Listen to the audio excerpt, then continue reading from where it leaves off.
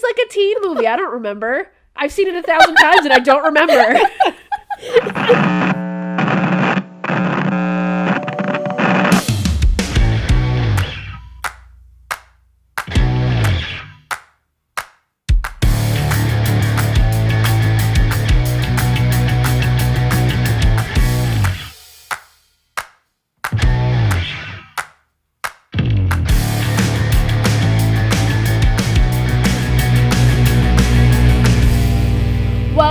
What up? To all the Charlottes listening that are good, the Jakes that are less than, but since you're listening to the Moshpit, you're definitely more than, and a final what up to all my other get up kids.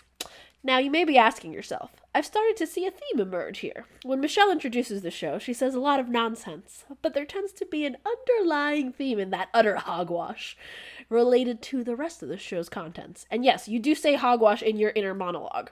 But let me save you the trouble of racking your brain / skipping ahead to later in the podcast. My references in today's intro had one thing in common. They were all established in the 1990s. Arguably one of the best, one of the greatest decades. So yeah, that's it. That's the theme. It's the 90s. Oh yeah. The entire time I am just face palming, shaking my head like you had some new punny highs. I'm not really sure which one. I would call it a high. I would call it a punny high. Well, congrats. Are you guys excited about the episode today? Because I'm fucking stoked. Oh yeah. Ready to take it back. Yes, so we've got a special guest to talk 90s with us, and we will get to that later in the show. But first, we've got to remain in the present because that shit cray at the moment.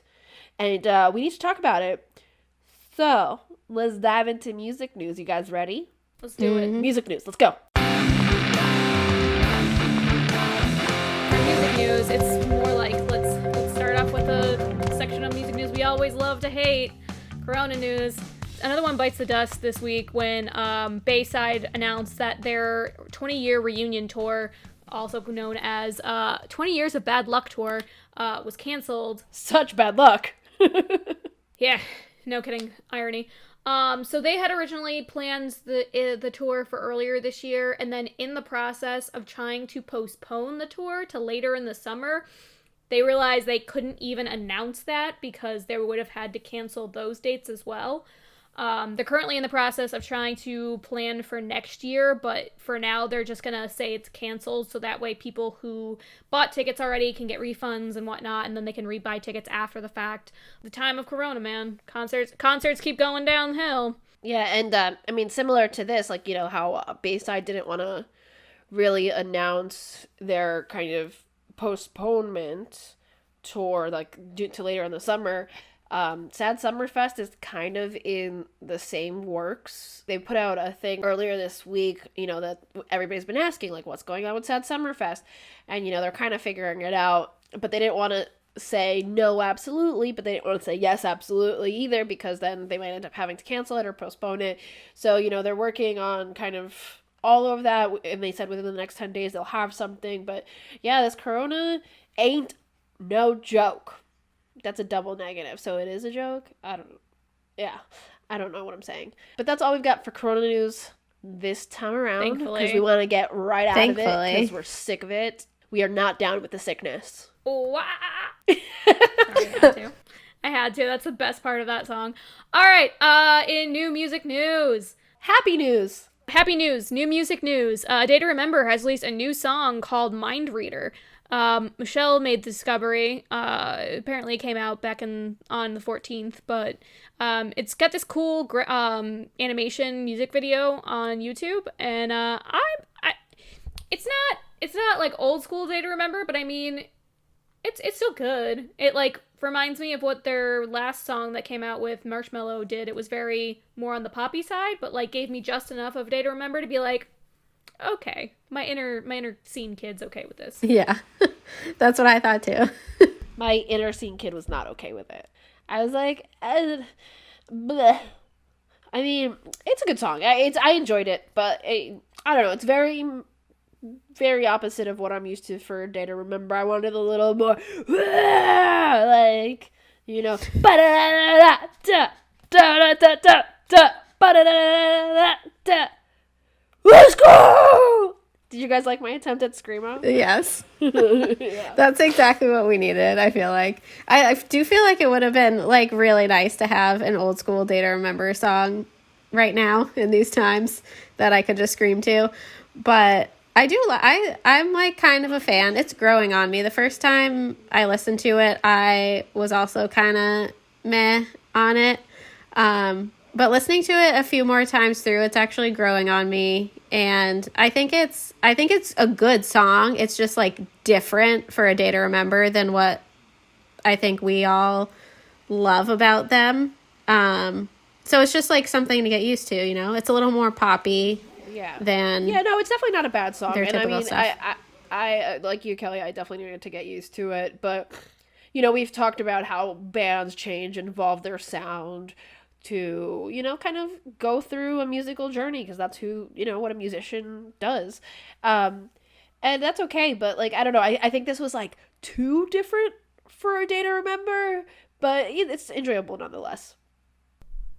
I also think we're kind of spoiled considering how good, like, a lot of the new music that's been coming out in Corona has been. That we were just like, it's gonna be, we're quarantined, but it's a quarantine of bangers. We're here for it. And then we're just like, oh, okay. Oh, and there it is. Quarantine of bangers. I love it. Well, we also were spoiled with an all-time low whole This album. is very true. And we do have the new Neck Deep and the new Found Glory albums to look forward to, which next month is New Found Glory. Yeah, New Found Glory, not Neck Deep. Neck Deep's July, I believe. Anyways, we've got tons of new music, actually. One that I was really excited about when I saw them post about it on their Instagram was Patent Pending's collab with Austin Knight of Water Parks, the song Wobble. First of all, I was intrigued instantly just because of the artwork for the song. It was like, it's like this little flamingo and stuff, right? There's a flamingo. I'm not making that up. Yes. Well, it's a you're right. flamingo floaty. It's Yes. a cool floaty, which Yes, is the that's what best it was. part about it. Yeah, and so I was like, what is going on? And first of all, the artwork is just so confusing to me for the song once I listened to it. But again, we're going totally different routes. Routes? Is that how you pronounce that word? Anyways, I really enjoyed the song. And it was very different. It gave me major Bruno Mars vibes. And it was... I'm going to start listening to it so that way I can actually comment on it. So I'll live react as you guys discuss. So in usual fashion, Brianne has not listened to the song because, you know, she doesn't do her homework. She was that bad kid in high school and college. She just never did her homework. That's a lie. I was actually very good at homework, Michelle. I was one who always yelled at you about doing homework. Don't Just at me this like homework. that. I'm rewriting history. It's fine. But so she's listening to it now, and we're seeing some No, I was dancing. bad about our radio show, though. You did organize all that shit, too. Kel, what'd you think about Wobble? I was a fan. I totally got Bruno Mars vibes, like you said. And I also thought the part of the chorus kind of sounded like New Kids on the Block, too. I just got very, like, poppy. It was just like, it's just like a dance party song. Like, I felt like I should be at a pool party or like... Oh, hence the floaty. Yeah. I'm like, I think I just finished the first chorus, and like the techno wobble wobble in the background. All I want to do is like Wobble? go to the beach. Do you just want to wobble? I want to wobble at the beach right now with like a drink in my hand, something preferably frozen. Oh, like a mog. In a flamingo chalice. Yeah. Oh, I had mojitos for the first time this year, because it's going to be the summer of mojitos in this household, and they were good, and I was happy, and it felt like summer. And even though we've been trapped in this house for ages, so that's exciting. And you know, Wobble would have been the perfect soundtrack for that. Wobble wobble. True. I will say, like, it just got to the part where it's like, hey, baby, let's go get it. Hey, baby, let's go get it. All I could hear in my head was, Ram-a-lam-a. You know that song I'm talking about? No. believe I do. Oh, baby, Ram-a-lam-a. Oh, Bad Betty. yeah. Oh, Black That's Betty, the one. Yeah. Black Okay. Betty, yes. Okay. Like, the just the cadence of the dun, dun, dun, dun, dun. Yeah. Like, it, I don't know. That's just, I mean, I also am like maybe 2/3 through and I paused it to say that, but yeah. Yeah, okay, I can see that. Yeah, it definitely has got that like kind of we know nothing about music tempo, I guess. Right, is that the right terminology? The tempo is kind of the similarness. Yeah. Also, I don't. Okay, so because I'm listening to this through the headphones while we're recording, it's a little muffled. But one of the singers sounded like Bruno Mars for a hot second. That's what me and Kelly have been saying. A major Bruno Mars. Oh, vibes. I wasn't listening, and I was trying to focus on the music and not the two of you talking, unless I heard my name like being lied about. I feel so validated. Yes, it's definitely Bruno Mars-ish, and I'm a fan. Yeah, right. It definitely has those vibes. All right. Well, while Brianne continues to listen to Wobble, we're gonna move on to the next new music, which was a Knuckle Puck, and RSVP, which is off their album 2020, which is planned to be released later this year. It came out a couple of days ago, and it is quite good. I am a fan. But it's very typical pop punk. It's not very much a standout song for me, but I dig it because, you know, I love pop punk, so it is what it is. But Knuckle Puck... No way, that's not at all what our podcast is about. No, not at all. Pop punk? What the fuck is that Who shit? knew? I thought it was dead. What's that? But, no, I mean, it is a little bit of a different vibe that I'm getting out of Knuckle Puck. I haven't listened to Knuckle Puck in a while, but I've always gotten more of an emo-ish vibe than a pop punk vibe from them, and this is a little bit more pop punk, and the emphasis on the pop. That was a good one. I think so too. Did you listen to Tune You Out, their first single? No, I have not. Okay. I actually liked RSVP better than I liked Tune You Out. Which I don't know if that's an unpopular opinion. I feel like Knuckle Puck fans like Tune You Out more than they like RSVP. Well, they're uncultured. I'm just kidding, they're not. Hot takes right now. Just serving them up. I know. Yeah, I was a fan of it. It's a good song. Yeah. Cool. Give it a listen. What else is a good song, Kel? Oh my gosh, there's just so much new music news. Don't know what to do with myself. Next on the list, John O'Callaghan from The Maine has released a solo song under his side project, John the Ghost. And it's his first solo song that he's released since 2016 under his side project. The song is called Rolled Down Window, and I actually love it. It's pretty different from his old John the Ghost stuff.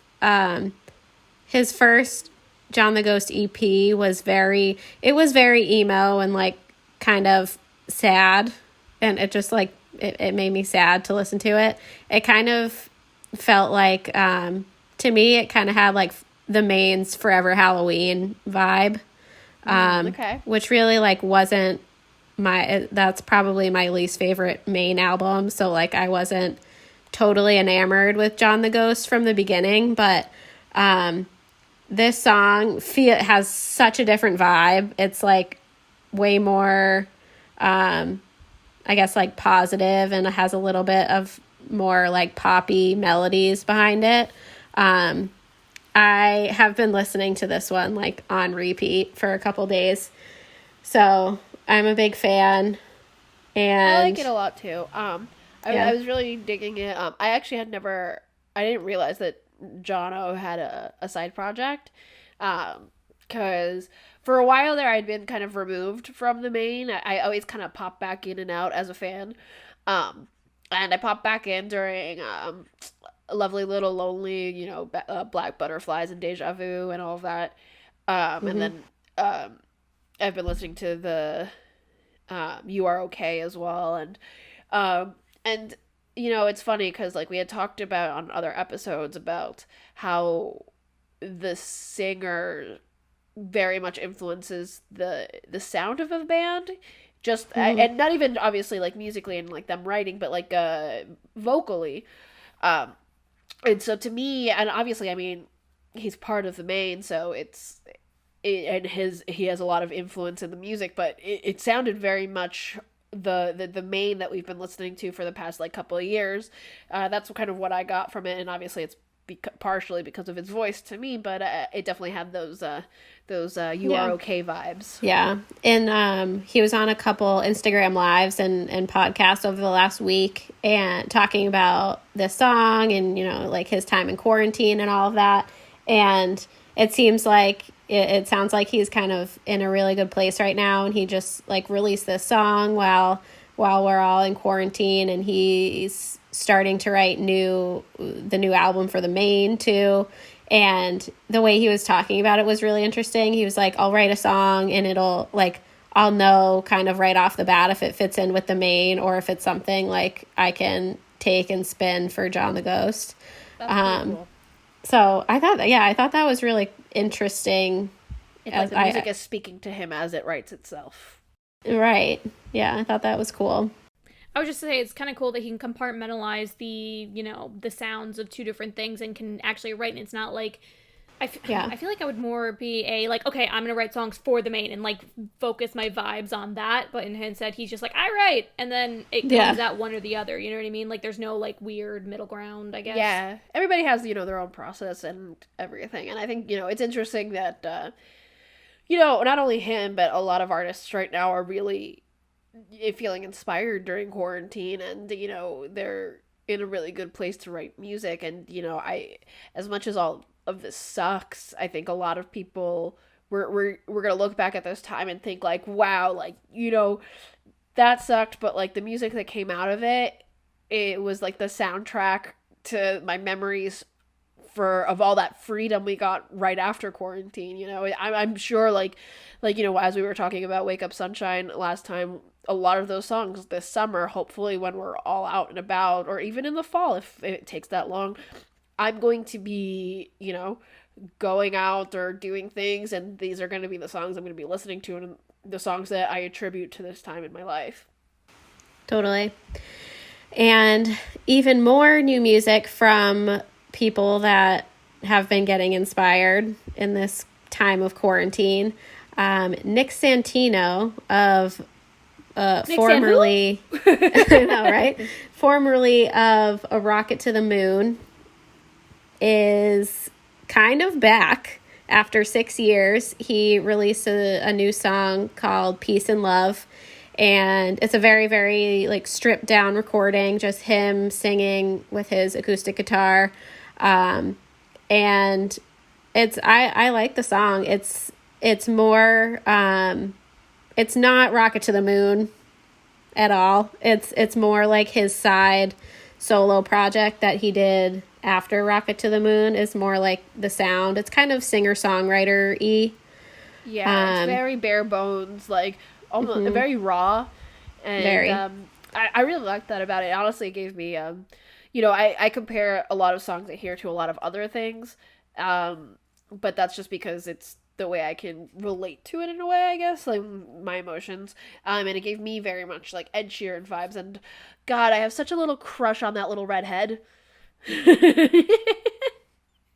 And but no, I loved it, and it you know, Ed Sheeran moves me, and this song moved me. So next on the list is new old music, I guess. So Hopeless Records has released a Hopeless Vault, which they're going to release new music every week or so. There's different playlists they're going to be releasing. Currently, it's All Time Low's Future Heart side, or B-side, excuse me. They released 5 tracks, 3 of which were already released on the deluxe album. I mean, for all we know, the other ones were released too, but according to my knowledge, I don't know where they would have come from. But the extra tracks are Bottle and a Beat, Your Bed, and the Cinderblock Garden acoustic tracks. Those were the ones on the deluxe album. And then the other 2 songs are How the Story Ends and Something's Gotta Give acoustically. I have not heard the 2 new tracks. Actually, that's a lie. I've heard about 20 seconds of How the Story Ends, and the opening riff is pretty cool, so I'm interested to see how that's going to go. You know, for me, it's funny because, you know, I consider myself quite the All Time Low fan, but I I never listened. I usually listen to like B-sides and deluxe and all that stuff. For Future Hearts, I didn't, even though I knew they existed. But like, I have vague memories of being like, oh, I'll get to that, and then never did. But I do. I mean, new songs are cool and whatever, but they've been out for however long. I'm looking forward to actually sitting down and listening to the acoustic of Cinderblock Garden, because I adore that song. That is probably my favorite off of that album, because that one really hit home back in the day. So it's weird because they're releasing these like older tracks, and we've gone on and on about how good All Time Low's new album's out, so it'll be weird to kind of like transport back in time to hear these like new songs, but they're not new. They're very much that era All Time Low, so it'll be interesting to see how different they are. And that was like 5 years ago in real life, not music life. So like that's 5 years is a long time, and everybody's life changes in 5 years. So considering the fact we've been in quarantine for about 7 years, or what it feels. Has it only been 7? I'm pretty sure it's been 17. Probably something like that. So yeah, it's been a long ass time. But on top of all the new music, they're actually also opening up the Hopeless Vault store. So for 72 hours only, I mean, All Time Low is the one being featured right now, which unfortunately by the time this episode comes out means that y'all aren't going to actually be able to shop the All Time Low one, but hopefully it'll pop up for other bands. Pause. Y'all? How long have you been in Florida, Brianne? 3 years, Michelle. 3. That is a long time. I didn't realize. You're so 3. Southern. It'll be 3 years as of May 10th. So you're no longer allowed to say Wicked. You left on my birthday. I forgot. Technically I left Massachusetts on the 10th and I got to Florida on the 11th. Because I remember I posted your birthday thing and I mentioned about you moving away, and then now I moved away and like, yeah. Yeah, I recall. Anyways, back to what you were saying about the vault being closed by the time they listen to this episode. I believe that's where you were at. But they're also releasing new clothing on the old clothing on the Hopeless Vault merch store. They're only releasing All Time Low stuff for 72 hours at a time, and according to the website, there's only 2 days left, so by the time this comes out, y'all are gonna have missed it. But hopefully you can catch another band's merch on there. But it's right now the only thing that I can see is the All Time Low blue striped t-shirt with the skull and crossbones from their tour, and then they also have a face mask for coronavirus, because that's what everyone's thinking of, and it's got the Hopeless Records like circle album emblem logo. That's the word I'm looking for, is the logo. And then over it says the Isolation Tour. I need it, because even when we open back up, you can be sure that I'm going to continue wearing a mask, because I don't trust anybody. If there's one thing this pandemic taught me, is that people are nasty and don't have proper hygiene habits. True Daniel. But yeah, and even just as like a sign of the times, I feel like the first concert I go to, in order to have a concert, you're going to have to like have this shit under control, at least somewhat. But just like imagine just showing up with like the Isolation Tour mask to an All Time Low concert, like so. I might make my own and make like the studded belts. I might make like a studded mask. Nice. Oh my God. Throw it back. I was gonna say, even that the All Time Low shirt they have up with the skull and crossbones and like the light blue like panels, it kind of looks like a Hot Topic shirt. So it's funny that you say studded belt. I honestly think that shirt was at my Hot Topic when I was in high school. Yeah. Like, that's how old. Yeah, it's amazing. Anywho. And our last new song for you for this episode is a new song from Point North, and it's called A Million Pieces. It is a pretty great song. I'm a big fan of Point North, and this song is no exception to that rule. It's a little bit, the verses are a little bit slower than some of their other stuff. The verses feel more like a rock ballad, and then the verses really like kind of get back into that Point North energy that we love so much. But overall, I think it's an awesome song. Yeah, I'm a fan of it too. And I also really dig Point North. I mean, if you go back to a couple of episodes, we did do a band spotlight on Point North. And yeah, I was really digging the slower vibes on it. Yeah, overall it was a good song. Didn't really another one that didn't really stand out for me from one of these bands, but looking forward to new music regardless, because I like the band. But I don't know, I guess for me, I've got to really be in the mood for like a slower ballady type song, because otherwise it's just like that's exactly what it feels like. Like my insides are just coming out of my I'm just pouring myself out of my mouth. I'm gonna cut that out. I don't know what I'm saying. So yeah, it was a good song, but I've heard better. Anyways, Point North is still awesome because they are good humans and they're so very wholesome. And they actually just the other day made an announcement that they are partnering with the organization No Kid Hungry. They're taking $10,000 from the recording budget and donating it to No Kid Hungry. Basically, they're gonna match whatever we do. Their goal is $20,000, so people are donating, and as it is a good cause, and you know everybody needs help out there, the Moshpit will be donating to this cause as well. So we highly encourage all of you, if you can, to give a little. And we'll post the link on our social. You can follow us at the Moshpit Pod on Facebook and Instagram, or at Moshpit Pod on Twitter. And that's where you'll find the link to feed the children.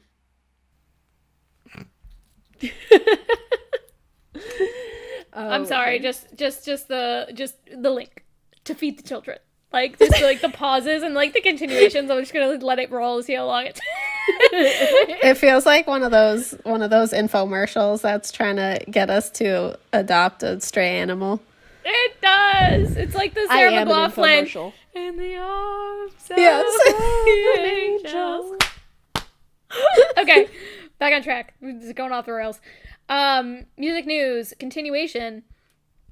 So everyone knows if you don't know Blink-182's music, you know at least one song, which specifically is The Rock Show. Yes. Quintessential Blink-182 songs. Like, you might not even know it's, like, I mean, people who don't listen to our music don't know it's Blink, and they're like, oh yeah, I've heard that song before. It's a great song. Well, because every girl wants to be the girl at the rock show, and every guy wants their girl at the rock show. So, yeah. True. Also, it was in the credits of Charlie's Angels. So, it was? Too. Mm-hmm. I don't recall. I don't think I knew that. No, that's a lie. That was All the Small Things. Either way, it was Blink-182. So mainstream. They also had "Damn It" in "Can't Hardly Wait" at the in the end scene, like where it's like, yeah. I don't know what that is. "Can't Hardly Wait." That is like a quintessential '90s movie. I don't know what that is.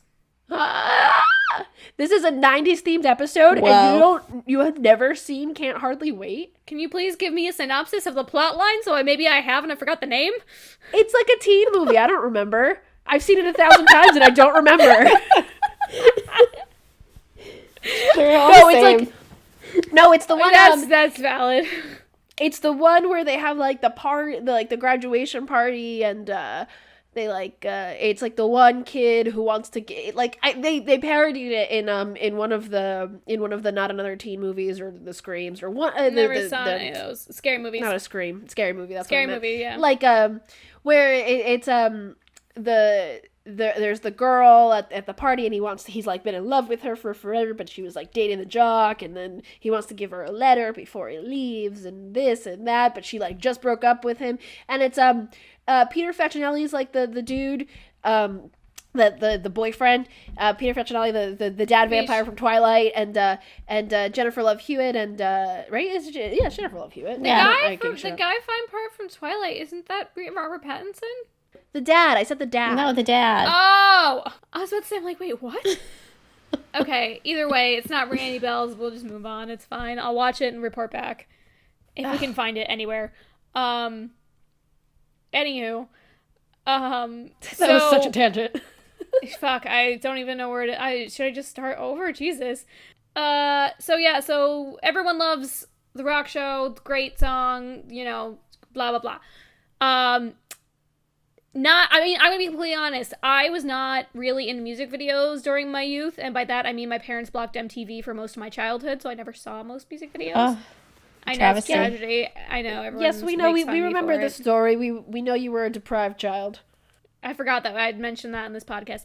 Anywho, so during the rock show music video, they have their infamous gray van that's got all their writing and emblems and shit written on the sides of it. Well, it has been rediscovered in a junkyard. Womp, womp, womp. Yeah, so it was found in a junkyard. It's hard to say how it ended up there because someone on the internet claims that there was like a giveaway through a radio show or radio station, and you could enter to win the van and whatnot. And they claimed that they obviously didn't win, but this guy was like, I licked it, and it's like, okay, cool story, bro. But the problem is that radio station's actually gone under, and no one really can find any actual proof other than like folklore of people talking about it, that this van was given away. Either way, it was found in a junkyard, and apparently some Blink-182 fan saw it at the junkyard that they worked at and like posted pictures of it all over the interwebs. So unfortunately, there's a lot of talk on Reddit and whatnot trying to bring, like, to get people to, restore it back to its former glory and whatnot. But as of right now, I'm pretty sure it's just still sitting in a junkyard. Yeah, that's sad. It's a sign of how time passes, I guess. Blink are getting up there in age, and as we've mentioned previously, it's been 45 years. Yeah, if Mark Hoppus if he ever listens to our podcast, which would be dope, first of all, he'd be like, these girls make me out to be some, like, 90-year-old man. But that's literally only because we feel 50 after everything we've been through in the past, couple months. Yeah. No, but I mean, even these things, like, aside from, like, quarantine, the time warp, this does make me feel old that, like, something from, like, our youth, which wasn't that long ago, to be honest, because we're not old. We are in our late 20s. We're not old. We just feel old. But for it to be, like, in a junkyard, it's just, like, kind of sad. And it's just, like, I know. It's like our youth is dead. Bring back Pimp My Ride. I was about to say, just because we're not technically old does not mean that I'm not falling apart as I'm laying here and, like, writhing in pain like an old, like, person that threw my back out. And you are the scene, Grandma. Yeah, it's fair. So, yeah, just because my body isn't technically old doesn't mean I don't feel it. But, I mean, I before recording, when we were going over a bit of this, Brianne mentioned that she's a little skeptical if this is actually the van of the this is nonsense. There's no actual proof that this is a van. That's what I was mad about, is that, yeah, it's got the painting on the side, but if you actually look at the pictures, like, part of the blink is rubbed off, or, like, not even there. It doesn't even look like it was rubbed off. It's just gone. So for all we know, some person had a similar van when they were, like, in their high school, college era, and we're like, I'm gonna paint my van to look like the Blink thing, and that's what's actually there. Unless I see, like, some VIN numbers matching up from the music video, like, I don't believe it. I work in TV, so unless I can confirm it in, like, with 3 different sources, I don't believe it. So I'm kind of skeptical that this is a thing. The Moshpit bringing to you master detective investigative work. Conspiracy theory, someone did it just because they wanted their van to look like Blink-182's and hopefully sell it for a lot of money. I mean, I'm gonna go with that theory just because I don't want that van to be dead in a junkyard. That's the only reason. Yeah. Agreed. But so, we're gonna move on to something a little bit funny. So, there's been these viral videos around for a while. I don't know exactly how to say his last name. Matt Cutshall? Something like that. He's a YouTuber and whatnot, and he does these felt emo, again, might delete, felt cute, might delete, that meme kind of thing. So he makes these videos titled Felt Emo Again Might Delete, and it's basically just fun videos of, like, him and his girlfriend doing stuff, and all of a sudden something in their conversation or in their day-to-day triggers, like, his emo side, and he like jumps into like singing the song. So they just released a new one recently, and they collaborated with Secondhand Serenade on it, John Vesely from it. And basically it's just him and his girlfriend in bed, just, like, tonight was so fun, we had so fun. And then she goes and like asks him, like, what's the best thing about tonight? And he starts singing, best thing about tonight is we're not fighting. And then it just kind of goes into it, and then John Vesely is in it, and it's really funny. Personally, I love their videos. And then one of my favorites is like he kind of does his own rap, and he like kind of like battling these dudes, and one of the lyrics in his song is like, I'm wearing my girlfriend's jeans, and it's hilarious, and I was really quite inspired by it. We're a podcast, we talk, we're not really video people, we don't like to be on camera for the most part, but especially me and Brianne, like in college we did film and TV. Brianne is in the TV industry, we're behind the scenes people, but I create videos, I don't like starring in them. Yes, exactly. But I was inspired, and I showed and I was thinking about like creating a character for myself in that way, and I showed Kelly and Brianne this awesome scene wig, because I'm not one to cut and color my hair too much, and I was looking for scene wigs, and I found this one that was like super colorful, but it was like $150, and I'm not in a position to buy that at the moment. So I went on Amazon and I bought a $10 wig, and you may see that. Oh, Brianne and Kelly are seeing it for the first time. I'm screenshotting this so many times. It's not even funny. I might change it up a bit, but so yeah, you just heard Kelly and Brianne's live reaction of seeing my wig that you might see in future little parody videos, obsessed. A little pop punk parody videos. Who knows when those will come out? God. It's quarantine. We got all the time in the world to be creative, so we'll see. I love it. I'm also just watching this Felt Emo Again Might Delete. I'm watching this Secondhand Serenade one, and I just love it. Like, this is so amazing. And I feel like we all have those moments where, like, someone will say something that's, like, a song lyric in one of our songs, or, like, something like that. I know one that I can think of off the top of my head is when people are like, oh, yeah, I was at an all-time high, or, like, they say that. In my head, I'm like, all-time low. Oh, yeah. And I, like, get my emo face on, and I'm like, it just... Your emo face. I feel like we all do that all the time. Like, someone will say something, and it'll, like, remind us of a lyric or something, 100%. And just in your head, you go full emo again. Yeah, I mean, Kel, I think it's happened to us, like, when we've been together, like, and people look at us like, who are you?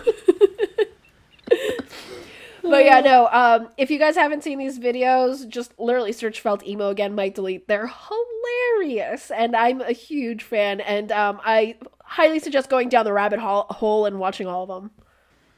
I probably can do that when we're done with this. I'll probably make Slayton watch with me. Yeah. So, we talked about the Moshpit being, turning to investigative journalism, because, we're professional stalkers, being fangirls and whatnot. There was some Reddit drama in the scene recently. So if you don't follow a lot of subreddits, there's a relationships subreddit, and people post like to kind of get advice and everything, and there was this one dude who basically was like, I'm in a like semi well-known band, and we did like cross-country tours and stuff, and I met my girlfriend 2 years ago, we're living together, whatever, and when we met, she said she'd never met me, she didn't know who I was, and then well, specifically, she also said that she had never heard of the band. Yes, exactly that. And they were in quarantine, and they were looking through old pictures, and apparently there was a picture of her from this cross-country tour that he did, I think, or no, it's something else. I don't know if it was exactly at the cross-country tour, but basically she took a picture with the band years back. And he's like, men are dramatic. No, I'm just kidding. But he really went to this whole other level and was like, oh, should I leave? I think I'm going to leave my girlfriend in the middle of the night because she lied to me 2 years ago about knowing me. And it's like, are you well known enough to feel like you were manipulated into the relationship or something? Because I mean, honestly, to me, that escalated really fast. Yeah, I'm gonna be because to me, completely honest. If I was that guy, regardless if I'm famous or not, if someone knew who I was and I didn't know who they were and they lied to me, like if Slayton was like, "Oh yeah, I've known you for 4 years, but you only met 3 years ago," I'd be like, "The fuck?" I'd be like, no, I get that, but to me, it came off as more like, because think about yourself as a concert goer. I have met bands that That's do what I was not gonna say. fucking Oh my remember. God. I've and met bands that especially I Warped only know Tour. what the singer looks like. I barely know what the singer looks like. And I'm sure he's probably not the front man. Most of the time, a lot of bands, I only recognize the front man. And I'm sure she took the picture like, oh, look, I saw this band open over here and let me go to their meet and greet. They just mentioned it. So we went and then she took a picture and then she forgot about it, met the dude. I have no idea who you are. And then, they start dating, whatever. Like, Yeah. I can understand if she truly did know. It's a little sketchy. Leaving in the middle of the night without talking to her about it, a little crazy. But I get it. But talk to her about it. But I don't know. It's just mind-boggling to me that, like, someone would just be that freaked out by it, I guess. I don't know. Yeah. I had the same thought that you did, Michelle. Like, in the post, they said they toured on a cross-country tour. And so one of the only, like, cross-country tours at the time was Warped. So that's why, like, the scene is getting so involved in investigating who this is. But I'm thinking back, like, going to Warped Tour, like, you see so many new bands and they're like, okay, like, we have a meet and greet at 3:00 in our tent, and you just, like, walk by and you take a picture with them. Like, I don't know all of the bands I've taken a picture with at Warped Tour. I think Kelly, never mind the names of the people in the bands. Like, I don't know. Kelly, I think when we went to Warped 2 years ago for the last Warped, we saw so many, like, smaller bands, and we went. They were like, "Yeah, we're gonna be at our tent. Come by." And we're like, "Okay." So we did, and I couldn't tell you who they were. I guess I'm, like, the only weirdo who, like, didn't do that. Like, when I went to Warped, I, like, went to the schedule, and I went to a band at every time slot. And if I wasn't at a band at a time slot, I'm using the bathroom, I'm getting food, and that's it. I don't fuck around with that nonsense, because why am I going to wait in line to see and or meet people who I don't know or don't care about? Like, We the Kings, I waited in line to do meet and greet with them because I was in love with Travis back then. But, like, if it's some no-name band, why the fuck would I waste my time? Like, but that was always my mindset, so. Yeah, I think it depends. I mean, like, if you go, like, because, yeah, you might go to a set that you don't really know the band because you might have some time. I think it just depends on the schedule of the day, you might have some time and you'll be like, all right, well, yeah, they were cool. I'll go check out their merch, maybe, like, meet a band. Some people just like to meet, like, bands, so. That's fair. My issue with this whole thing is, didn't they say that they were going through the pictures together? Yeah, so I don't know why he didn't. Why wouldn't he just fucking call her on her shit right there? That's my issue with this whole thing. So I looked through it, and apparently, like, he, like, commented about it because someone asked about it, and he's like, yeah, she, like, just went by it really quick, and why wouldn't you just make her go back to it and, like, say something about it? And be like, that's my face and your face. What the fuck is going on with our faces being there when we only met 2 years ago? Yeah, so the Twitter sleuths started an investigation, and they definitely narrowed it down to Warped, and then they narrowed it down to, like, bands that were on Warped in 2012, which was when that picture was taken or something along those lines. Mm-hmm. And then that are still together. Yeah, people that have been dating for 2 years. The dude's, like, about 30. So, there were some of the suspects were people from somebody from Memphis May Fire, somebody from Motionless in White, Cameron Hurley of We Are the In Crowd, David Puckett from We Came as Romans. I was very convinced that it was Zach DeWall, I think his name, from Set It Off, but it turns out it wasn't, because his girlfriend had been at Warped in 2012. There's a picture of them together in 2013, and then they've been dating for 2 years, but apparently it checked out that it wasn't them. But apparently the person has come out and spoken out and said that he would reveal himself if people donate 10,000 to the Crew Nation charity by Live Nation. With concerts on pause, that charity is extending a helping hand to touring and venue crews, who they depend on shows to make a living. And another great cause that we will be donating to, and we highly encourage you to, so we can find out who this guy is, because it is driving me insane. I need to know. At this point, I'm so invested, I need to know. Yeah, so there are like serious investigation spreadsheets going on. Like people have mapped out like each year of Warped Tour, like who was on Warped Tour in 2012 and who's still a band and what are their ages. It's super intense. We need to know.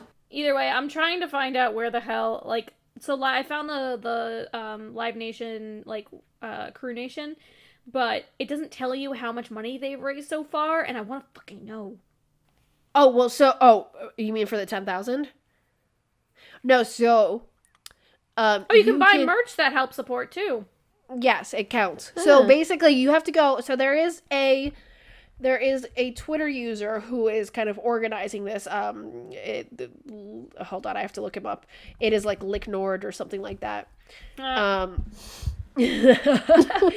Hold on, let me look it up. Yeah, they're like keeping track of all the donations. Like, yes, it is at Licknord on Twitter. He is keeping track of all of the donations. They're at about 2,000 or so. And that was in just a couple of days. Yeah, that was in a couple of days. I think it has petered off a bit. It has lowered. It's not as engaged anymore, but keep donating so we can find out who this person is. So that's all we got for music news for you guys. And now it's time to move on, or maybe actually move back.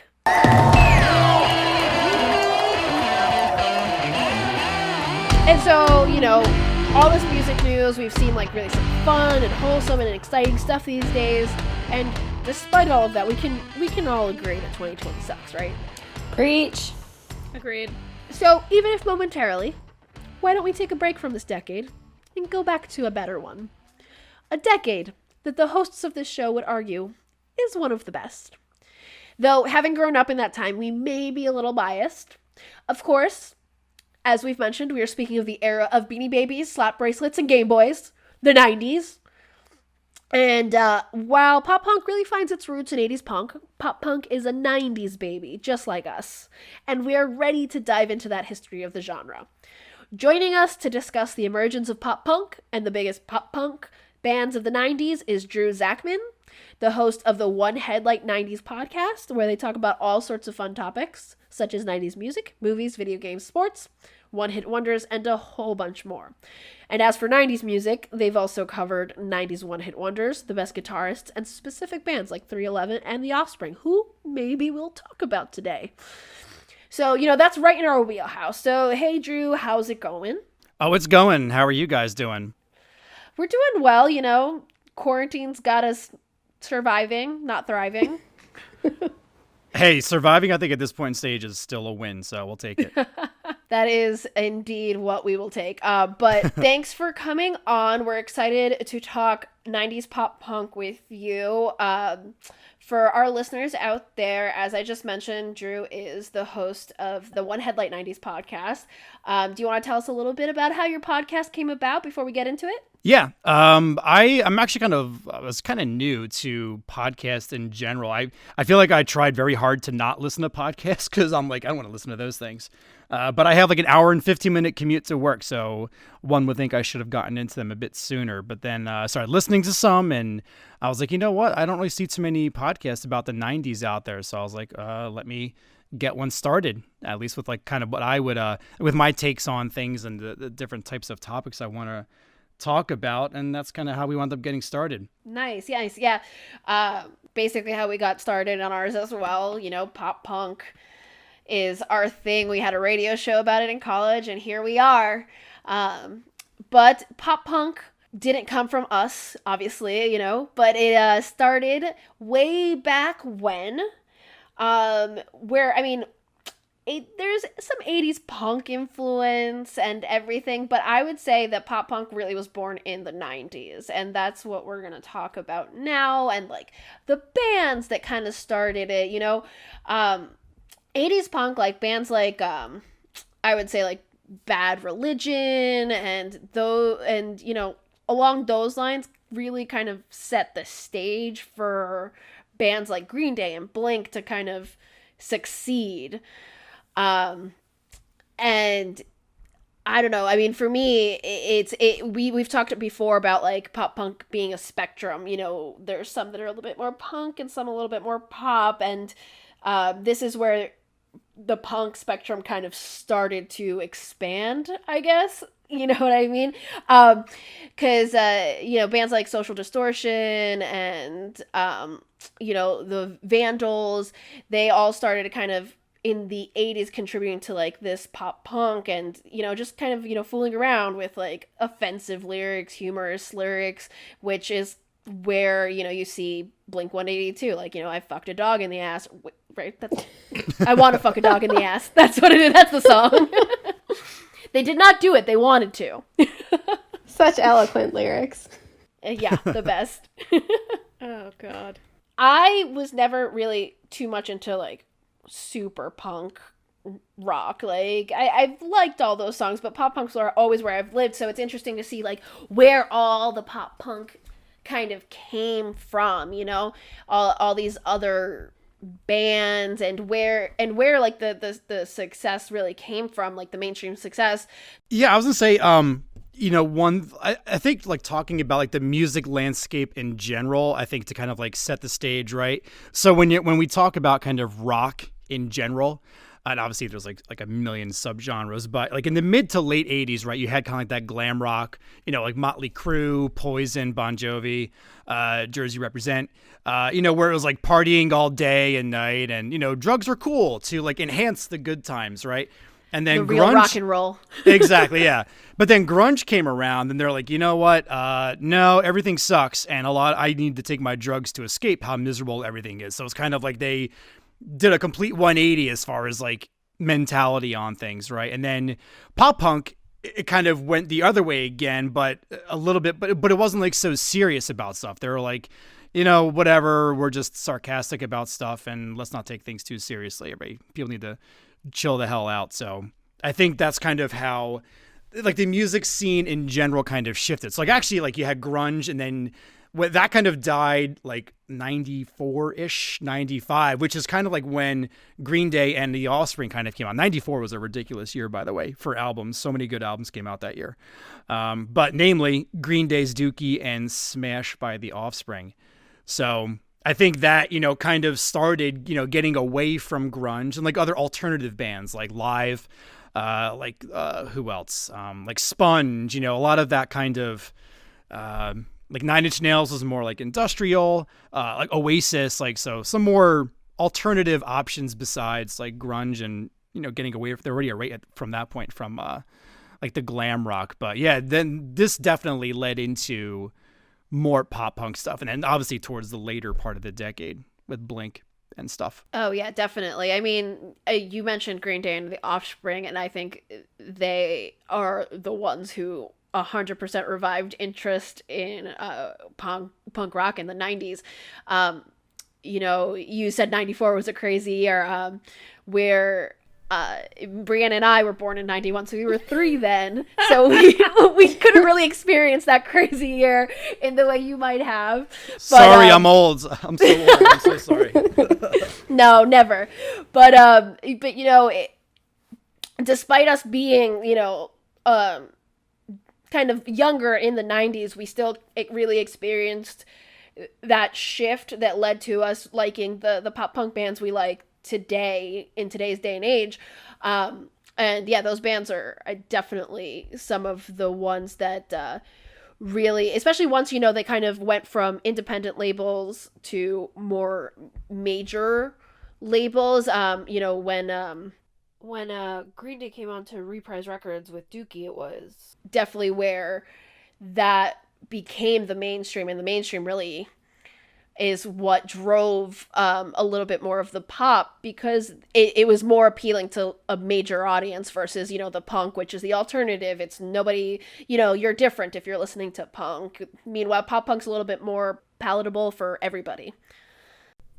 It was also interesting for us too, because yeah, we were babies in the 90s, but like for us, we experienced this whole situation in reverse, where we saw and grew up with the end result, but because we loved it so much, we went back and started to appreciate what had taken place when we were kids. So listening to, you know, old school Green Day, Blink, all that kind of stuff, which wasn't really in our wheelhouse when, you know, it was actually happening. It's interesting to see, like, it's basically playing history in reverse. Yeah, no, that's I think like that's a good, I feel like you guys are good music listeners. You know, I think that's what a good music listener does, right? You know, like for me, my gateway album into like heavier music was the Black Album by Metallica. And I know a lot of like diehard Metallica fans kind of give it, you know, a bad rap because they're like, oh, they sold out. But I mean, it's different than what they did before. It wasn't thrash metal. It was, you know, really hard rock, borderline on metal. But, you know, once I heard that, then I went back and started looking into their older stuff, and then going even further back into like Black Sabbath and, you know, Led Zeppelin, and just, you know, anything else that came before that, just, you know, trying to get my hands on as much older music as I could. Yeah, for sure. And I think that's kind of relevant to any music. I mean, even now, I find a new band and I'm listening to this album and I love it, and then all of a sudden I realize there's like 3 albums before it, and I'm like, oh, okay, well, gotta listen to all of that now. And, you know, I think being able to go into a band's history, you know, colors a little bit of how you view them in the present, and it evolves your view on them and how you feel about them and their music and their newer music as it goes along. But yeah, no, I think another major thing that helped pop punk evolve was Warped Tour. And sadly, you know, let's pour one out for Warped Tour, because that's no longer a thing.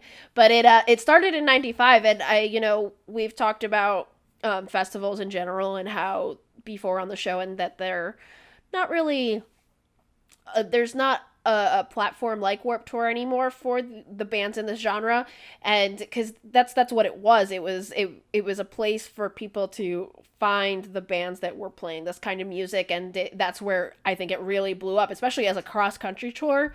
Yeah, I feel like those tours back then were a way. I mean, things are different now, right? I mean, like '95, the internet maybe was like brand new. I forget. It was so long ago.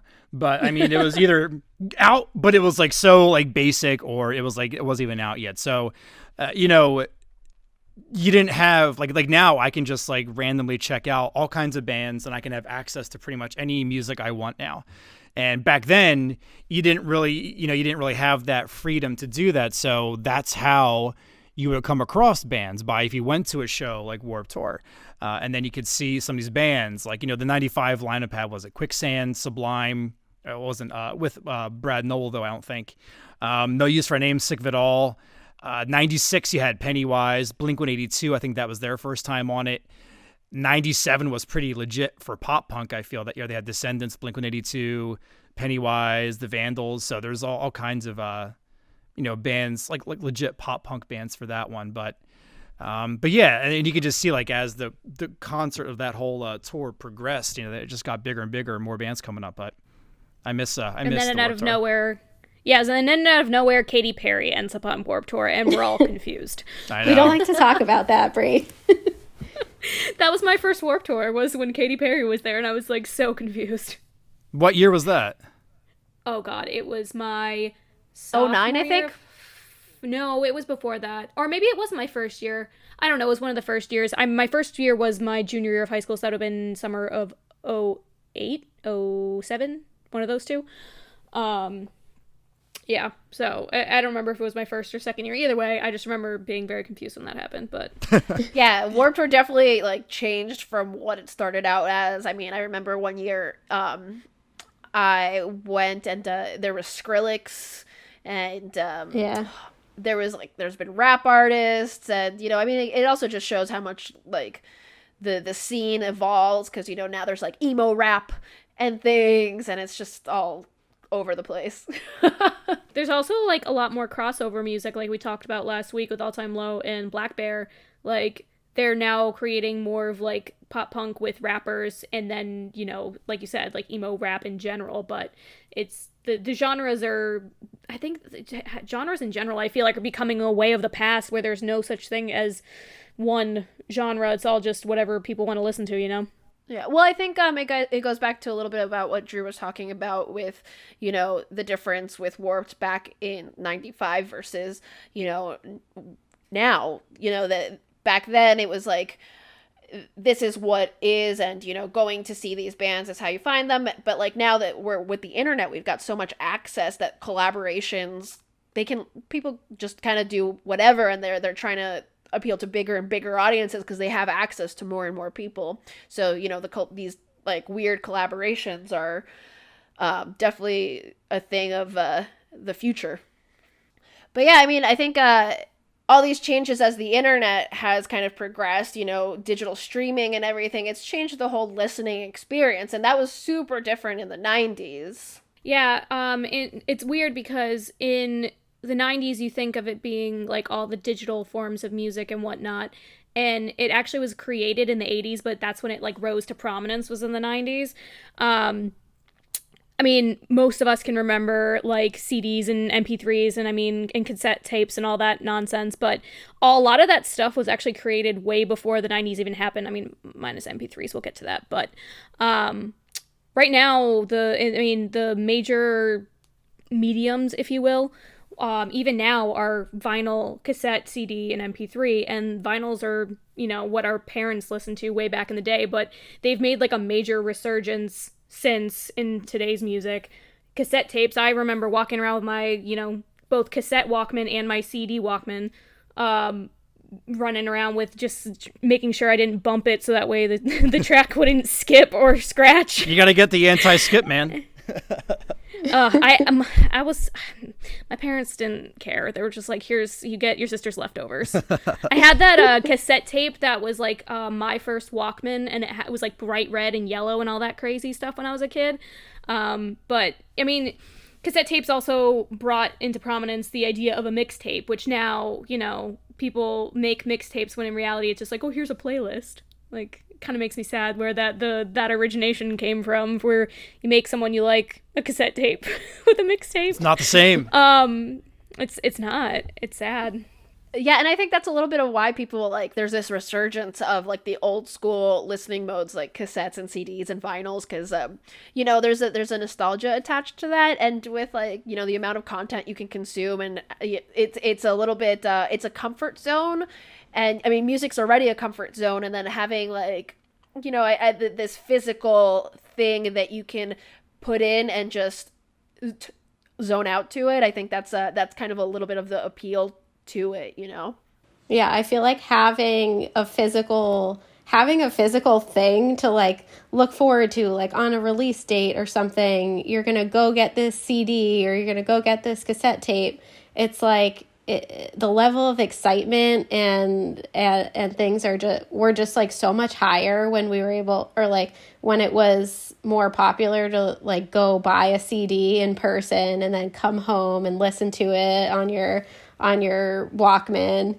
Or like your boombox or something. Yeah, like the experience is just so different. I feel like it's more like of an introverted experience now. Like I'll just like put on my headphones and like get behind my computer and open Spotify, and like it's still exciting to have new music, but I feel like streaming kind of takes away some of that experience that I used to love. That's the ironic part, is that you mentioned CDs and whatnot and getting it released, but that's the one medium that has steadily gone down since 2000. Like, the 90s were the heyday for the CDs, and then the second the 2000s hit, the millennia hit, they just dropped. In 2000, there was 942.5 million in sales for a physical CD versus in 2019, 46 million. Wow. Like, That is an insane drop off. It's over the past 20 years, but still, it's just crazy. But meanwhile, in vinyl, in the past 14 years, there's been a steady increase in sales. And for cassette tapes, between 2015 and 2016, the sales increased by 75%. Like, it's the amount of it.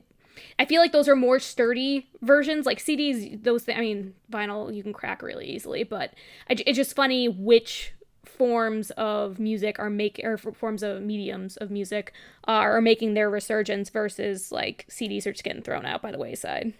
Yeah, I think if you look at the actual quality of the sound that comes off of one of these mediums, I think vinyl has the best, and there's definitely like a noticeable difference. I think vinyl definitely sounds good. Personally, I have one vinyl album. I have Jar of Flies and Sap from Alice in Chains. Like, that's the only one I have because I have 2 little kids. I don't have a lot of time to sit around the record player right now and listen to it. So, I definitely stream a lot of stuff. But, I still love CDs. So, usually once a year, there's a place in Central Jersey called the Princeton Record Exchange, which is fantastic. I spent hours there in my teens with some of my friends, just like going through this like massive wall of used CDs, and they'd be like $1 to like $5. So you could spend hours there and drop like $40 and get like a ton. I just went back in September and I felt like a kid again. I was like, oh, this is so friggin' awesome. But yeah, I was there visiting some friends in the fall time, and I was like, I got a couple hours. I am going to the record exchange, and I think I dropped like $50, but I got like, I don't know, like 14 or 15 CDs. And there's definitely like, you can even like from CD to like Spotify or like to streaming, there's definitely a difference in the sound quality, but oh yeah, I'd still prefer the CD. Plus I used to love reading like the little booklets that would come with it, and you'd actually have all the lyrics in front of you and stuff rather than having to Google them. Mm-hmm. Yeah, and I think also like there are still plenty of like record stores out there, but they're like few and far between. And I think there's also, in a very connected world, we're also kind of pretty disconnected. So the experience of going and getting a physical CD or a physical vinyl or a cassette at a record shop, it's a little bit more social. You interact with, maybe the store employees, or you go with friends and you guys kind of just browse. It's a little bit more, interactive. And, we talk about it, like going to concerts and how you're experiencing that with, so many other people who appreciate the band. And I think it's kind of a little bit of the same concept there. Yeah, I also like we were talking about with Warped Tour about like when you go hear new bands, you go Warped Tour, but now if you see an opener at a concert, they used to have like their CD for sale at the merch tent for like $5, and they probably still do, but most of the time you just get this little slip of paper being like, here's a link to our Spotify, or here's a link to our iTunes or whatever, and it's just not the same because I'm gonna lose that piece of paper versus like a CD I'm gonna hang on to and make sure that I don't lose it. It's so funny that you said that because I am remembering one of the last shows that I went to. I bought a CD off of one of the merch tents, and then I realized I literally don't have anywhere to play a CD. Like, my car doesn't have a CD player anymore. My laptop doesn't have one. I don't have a boombox anymore, like, much to my dismay. But I didn't have anywhere to listen to it. I was so upset. Oh, no, I was just to say, you have to buy one of those weird, like, USB plug-in things for your laptop. Yeah, you can get one of those pretty cheap. But I went to one Warped Tour, which is back in 2001, and I think it was at Jones Beach in New York. I think the headliner was Rancid and Henry Rollins. But there's one of the like side stages was this band called Switched, and like after they played, they were awesome. Like I heard them and I like gravitated over to the stage. These guys sound freaking awesome. And then eventually wound up talking to one of the guitarists afterwards, and it's kind of like we're shooting this shit for like a few minutes, and he wound up giving me like a free demo. So I was like, oh, that's pretty cool. But yeah, like he gave me an actual CD instead of a little like piece of paper that says go here. And I clutched onto that CD too for the rest of the day. I'm like, you are not taking this CD from my hands. Well, it's funny because CDs were the heyday of the 90s, obviously, but then MP3s were actually created in the early 90s, but they didn't catch on until 1999, aka the release of Napster, where we all became a bunch of criminals and stole music from each other. I mean, we definitely got our due because we all got viruses from illegally downloading music for years. Oh, 100%. So many LimeWire viruses. I crashed so many computers from being a criminal. Oh my god. So, well, the other thing that 1999 brought around was probably the best medium of music that was ever created, hit clips. I don't know if anyone else remembers these. Absolutely. You know what's funny is one of my really good friends, she's a teacher, and she teaches a chapter every year on like technology and stuff, and every year she sends me the same text messages. Hey, what was that thing that, like, it had the little like the little clips, and you would put them in and you'd listen to music, and I'm like, the hit clips? And she's like, yeah, I ask you every year and I always forget. Basically, it looks like a little USB that you'd put in like a tiny little CD player, if you will, and it would play about 15 seconds of a song. It was the dumbest thing, but when I was 8 years old, that's all I wanted. It was super popular, and like you would like collect them, and they had like little keychains. You'd hang them from your backpack. It was definitely one of those like kitschy 90s things, like like slap bracelets and all that kind of stuff. Oh yeah, 100%. But yeah, during my research, I found that was in the 90s as well, so I felt like I had to mention it, even though it was probably one of the dumbest products on the face of the planet. I mean, honestly, if I could find hit clips today, I'd probably still buy some. Yeah, they knew their audience. Like, people were obsessed with those things. Like, I would just spend hours upon hours listening to the same 15 seconds of "I Want It That Way." Like, you can't lose. It's the 90s, man. There was a lot of dumb shit in the 90s. As much as I love that decade, I have a freaking podcast talking about it and praising it. But I mean, you chalk that one up to put that in the same category as like Zubaz. So just why? Doesn't make any sense. God.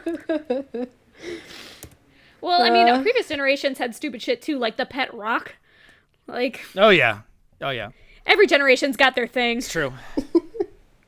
The 90s just happened to have more of those things. Fair. Talking about your podcast, Drew, you mentioned obviously that you talk about the 90s. Recently you had an episode talking about The Offspring, and that is actually one of the bands that was very prominent about 90s pop punk. And honestly, I was never a huge Offspring fan, but I definitely listened a bunch, and but I wouldn't say that they're one of like the fathers of pop punk, you know what I mean? They're just on that spectrum. They're a little bit more on the punk side for me. Yeah, so here's the thing about The Offspring. There are times where they are punk, and then there's other times where they're, borderline like a mockery of just, music in general, it feels like, because you have some of the stuff off of like Americana, and it was obviously done with sarcasm. I mean, I talked my podcast how smart Dexter Holland was. The guy knows what he's doing. He's not an idiot. But then you have stuff off of like Ixnay, which was, I feel like a lot of, there was some like poppy stuff there, but I feel like a lot of that was borderline straight up punk, like All I Want was a great song. Moda, I feel like, a lot of those are really good punk songs. But yeah, even, and you were talking about earlier, was it Green Day, where they started off on more like an indie label. The Offspring did the same thing. They started off on Epitaph Records, and that's actually what they released Smash on, and that album was huge. It dropped in April of '94, sold over 13 million copies worldwide. Since then, it went 6 times platinum in the U.S. So I think that's actually it's the best-selling album released by an independent record label. So it's pretty impressive that they did that. But yeah, even then, right, their influences were the Dickies, Sex Pistols, Misfits, Ramones, The Clash. So you can definitely, see they have a lot of punk and pop punk influence there.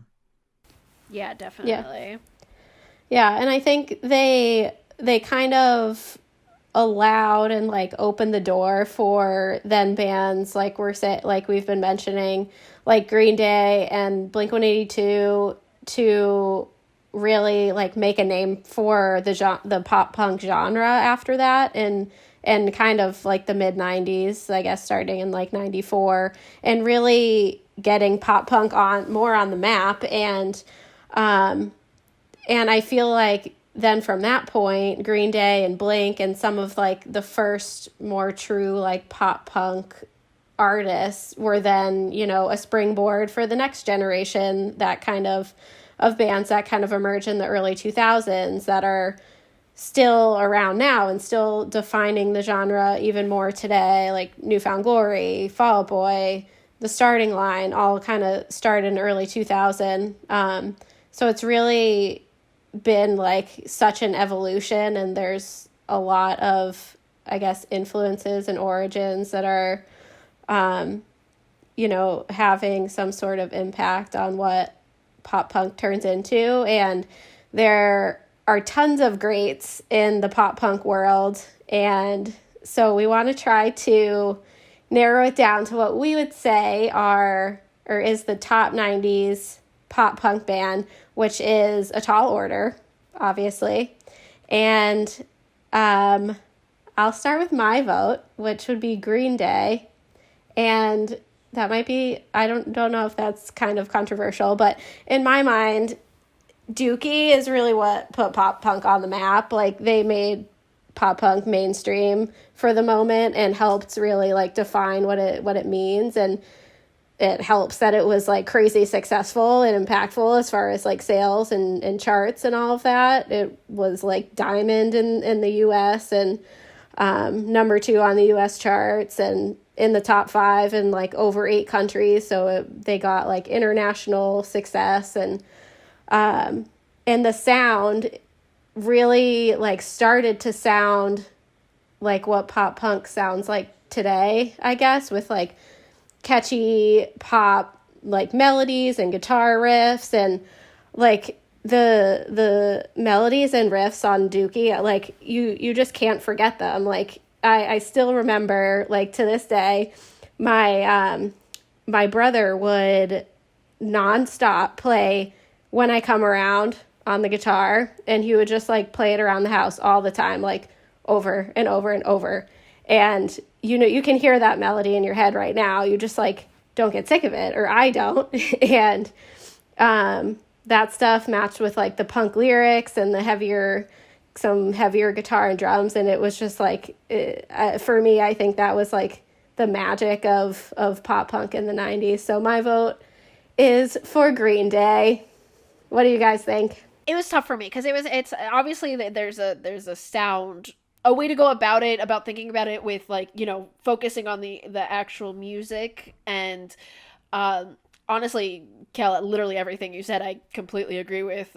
Green Day would kind of be that for me, but then, you know, you have to kind of consider other things. And while Green Day is still super relevant in 2020, I don't necessarily consider them part of the pop punk scene. Meanwhile, bands like New Found Glory and Blink-182, they still like, you know, they're in there, and like everybody's still talking about them, and whether it's good or bad, sometimes they're kind of almost, for me, the forefathers of pop punk. But I'm regardless, I agree with you, everything you said about Dookie and everything. So Green Day is hands down for me. So I'm struggling with this whole thing, mainly because there's the logical side of like the bands who did stuff for the scene, who actually like helped pave the way for other bands and all that kind of stuff, and then there's like my musical preference. I'm gonna drop some hot takes real quick. I don't really like Green Day.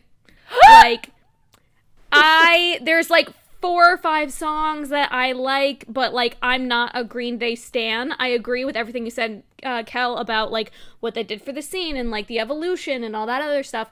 But like, if I'm gonna get in the car and listen to a 90s band like from this genre, it's not gonna be Green Day. So on the technical elements, I agree with you, probably Green Day, but like my heart, I can't. So I personally am going to go with Blink, just because they were my foray into most of this music and into the 90s scene of the pop punk bands. So that's more of a selfish reason than an actual technical reason. So that's what I'm going with. I mean, I can see that because, for like I said, I'm on the fence there too. But because like "Damn It" was the first ever Blink song I heard, and that was just so Pure 90s gold for me, and I still love that song to that day. That is the song that I rock out hardest to when I've seen them live. So, I mean, I'll agree with you, but I'll also disagree. I think all three of us have that preference, but Yeah, I don't know. That's tough to pick. Like your number one here. Can I just say real quick, as I was, putting my notes together and researching some things, I found somewhere that said "A Day to Remember" is considered pop punk. I'm like, are you kidding me? Like they definitely have. I mean, they've become way more pop punk now. They did a song with today frickin' They become Marshmello. straight up pop these days. they're like pop core, like hardcore, but like poppy. I don't know. Yeah, that's fair. But anyway, I just wanted to mention that because I saw that and I was like, are you fucking kidding me? Okay, so 90s pop punk, right? So growing up, which was a long time ago, for me, I always kind of considered The Offspring, and Smash was definitely not super punk. It was, I think it definitely bordered more closely to pop punk, but I always kind of considered it more just alternative because that was kind of the term being thrown around back then, was alternative. And same thing with Dookie from Green Day. Like it was definitely like more punkish as opposed to alternative, but I still feel like it was just alternative to me. And there's obviously like punk there for sure. Like I'm not questioning that, but I feel like when I personally think of pop punk, Blink-182 is the first band that comes to mind. And, like I feel like Vindicated. The most pop punk album I can think of is Enema of the State. Like that album's fantastic. And also, if you blink your eyes, the album's also over because it's like 7 minutes. But it's so good though, and it's like when you and Green Day and the Offspring definitely talk about kind of not so serious topics. It's like punk is more like kind of political, right? Like it's talking about like meaningful things, whereas pop punk is just kind of like people just messing around and just like kind of Whining like about their hometowns. yeah. It's just more like fun stuff, and don't take things so seriously. I'm going to say definitely falls in that category. I mean, mine is Adam's song, of course, but the vast majority of that album is just kind of like going out and partying and having fun and being immature and just being, kind of stupid, which is fine. And I love that album. It's so great. And I don't know. I feel like when I think of The Offspring, for me, my favorite of theirs is Ixnay, which is, I feel like that's pretty closely about as punk as you can get for them. And Green Day, I mean, Dookie is such a great album, but and both of them, definitely paved the way for bands like Blink-182 and New Found Glory and everybody else like Sum 41 and things like that. But I think I feel like when someone says what's the most pop punk band from the 90s, I feel like I have to go Blink-182. I'm not alone. I also, the Enema of the State was kind of where I was thinking too, because in actuality, I think the last concert I went to before all this nonsense broke out was the 20-year anniversary of that album, and they were touring with Lil Wayne, and it was the weirdest experience of my life. Oh yeah, I went to that show. It was an odd one for sure. It was fun because my boyfriend was rocking out so hard to Lil Wayne, and I'm just like awkwardly standing there, and I'm like, well, at least we know where we stand. But yeah, like just thinking back, like I completely agree with thinking back on that album. It was just, like you were saying about how pop punk is very much like, oh, dumb topics that aren't super like meaningful. I mean, they're meaningful, like, but in the context of your small life in comparison to like Green Day talking about, like American Idiot, like talking about all the political shit. Yeah. But or Rage Against the Machine talking about anything political. Yeah, exactly. Yeah, I mean, I totally see where you guys are coming from. For especially, we're talking about Green Day in like terms of like pop punk, but Billy Joe Armstrong has come out and said that he wants pop punk to die. Basically, he wants to destroy that phrase. And I mean, if he's talking like that, obviously he doesn't consider his band as pop punk. And I mean, I totally obviously disagree. Drew, you were talking about like these bands being described as alternative before, and actually in our first episode we discussed the differences in what defines a genre, and alternative is more of like an umbrella for anything that's not like the mainstream and everything. But I think while Green Day definitely goes more towards the punk side, they're definitely still in the pop punk genre, no matter what Billy Joe Armstrong says. Well, I think Dookie is pop punk, and like, yeah. I mean that album like kind of helped invent it, but like aside from Dookie, I would probably agree and say like I don't know if the rest of their stuff is really pop punk, but I would argue that Dookie definitely is. Yeah, that's true. Because, I mean, Bree's point about American Idiot is totally true. That's just, that's probably not political pop punk. You can kind of get. So, you know what? Maybe I'm changing my opinion. Maybe, you know what? I guess I got to go with Blink. Ooh. I think you guys changed my mind. Did you flip? I think she just flipped. She would flipped her? Yeah, I flipped. Welcome to the dark side. We have cookies. Well, here's one other thing too, right? So Blink, obviously was a dude ranch, right? That came out, was that 96? 97. And then Enemy of the State was 99, right? So that was end of the decade, right? So also what came out in 99 was that crazy movie, American Pie, which was fantastic. But I feel like that movie, what right? What a great movie. Yeah, it was fantastic. I feel like that movie also was like almost like a gateway movie into pop punk, right? Because a lot of music in both the first and the second one were kind of like pop punk, right? So in the first one, you had that song, was it Mutt from Blink-182, where was that Jim was going over to Nadia's house or going back home to where Nadia was or something like that. So they played a Blink song in like a key moment in the movie, right? And then in the second one, if I'm not mistaken, I think Blink actually had their song actually opened the movie, and then later on in the movie they had that song from The Offspring.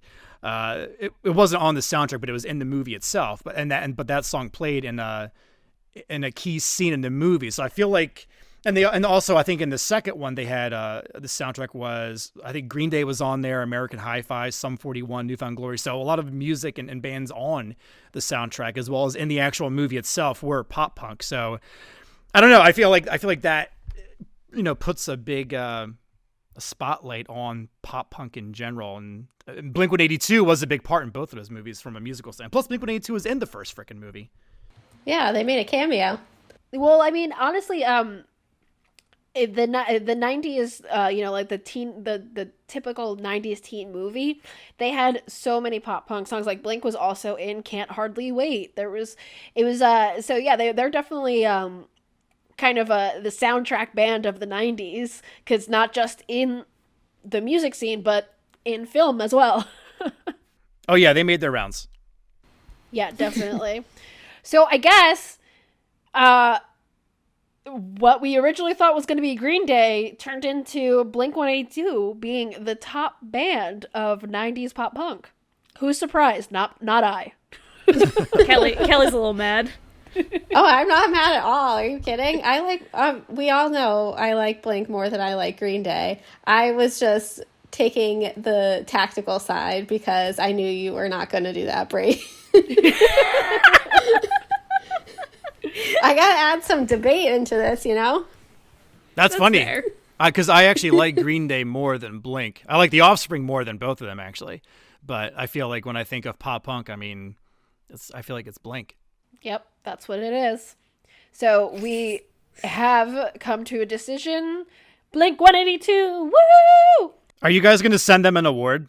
Ooh. I feel like you should. Yeah, you know what? I think we will. That's a great idea. At very least, we'll post on our Instagram. At the very least, I'll tweet Mark Hoppus because, you know, he's all over Twitter all the time. All right. Well, that concludes our 90s throwback. Thank you, Drew, so much for coming on. It has been a pleasure.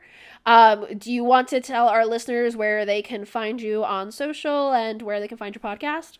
Yeah, sure. So, again, I'm Drew from the One Headlight 90s podcast. I mean, you can find the podcast anywhere, iTunes, Spotify, Stitcher, Google Play, anywhere you get your podcast from. I think it's on iHeartRadio, too. I think I saw it there. So it's pretty much everywhere, which is kind of makes it easier for everybody. Twitter, I'm on the Twitter webs. I'm at 1HL, the number 1HL podcast. So you can hit me up. I'm there. I'm on Facebook. I think I'm just under Drew. I like just started Facebook. I'm terrible at this whole social media stuff. But I'm there. I use like internet and stuff and the World Wide Web. So yeah. But yeah, look me up on Twitter and check me out on iTunes or wherever else you get your podcast from. But guys, thanks for having me on. I had a blast talking pop punk with you guys. Yeah, thank you. So that's all for our show today. Thank you all for another night on Mars. I mean, on the Moshpit. After you follow Drew, don't forget to follow us at the Moshpit Pod on Facebook and Instagram. And give us a follow wherever you get your podcasts. We are available on Spotify, Apple Podcasts, Google Podcasts, and more. Until next time, my friends, #Mosh on.